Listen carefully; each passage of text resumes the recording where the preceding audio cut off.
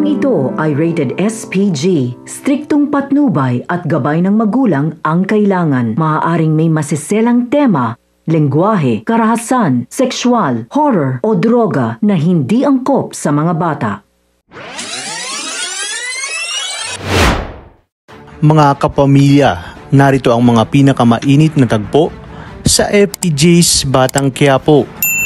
Laking gulat nga ni Tisay kung paano natunto ni Tanggol ang kanilang hideout dahil sa agad na tinutukan ni Tanggol ng kanilang mga armas si Tisay. Kung kaya't dito labis-labis ang pagmamakaawa ni Tisay na huwag silang papaslangin o sasaktan ni Tanggol. Maging ang mga tauhan ni Tisay ay hindi na rin nakapalag dahil minsan na nga rin nilang nakasagupa si Tanggol ngunit hindi sila umubra.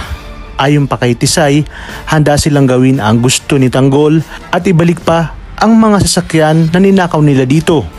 Sinabi naman ni Madonna na dapat na nilang tapusin si Tisay at siguradong binibilog lang nito ang ulo ni Tanggol. Nagdesisyon naman si Tanggol na bibigyan nila ng pagkakataon si Tisay basta't makikipagsanib puwersa ito sa kanilang grupo na siya namang sinang-ayunan agad ni Tisay at dahil dito ay labis ang pagkabahala ni Madonna sa ating bidang si Tanggol. Kinausap naman ni Tanggol si Madonna at sinabi na alam niya ang iniisip ni Madonna at may balak umano siya kay Tisay sa pagsasanib puwersa nito sa kanilang grupo. Sinabi ni Madonna kay Tanggol na kilala at alam niya na ang mga kagaya ni Tisay kung saan magtatraidor ito at baka akitin pa nga ni Tisay si Tanggol at baka di kalaunan umano ay bumigay pa ito sa oras na landiin ito ni Tisay. Dahil dito ay gagawa ng paraan si Madonna upang maunahan si Tisay at unti-unti niyang ipaparamdam kay Tanggol na may gusto siya dito at magsisimula na ang kompetensya ni Madonna labang kay Tisay. Sa kabilang banda, critical ngayon ang kalagayan ni Lena matapos mahulog sa hagdan. Nangangamba at takot na takot naman si Mertes dahil alam niyang siya ang sisisihin sa nangyaring ito. Ngunit sa ibinalita ng doktor na wala ng heartbeat ang batang nasa sinapupunan ni Lena ay labis nga ang nakukonsensya si Marites kahit na alam niyang aksidente naman ang lahat.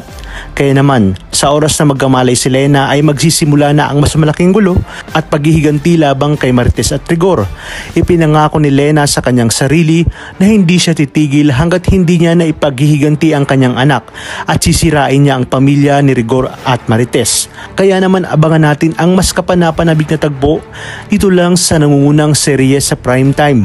Maraming salamat sa inyong panonood at pagpalain tayong lahat, kapamilya.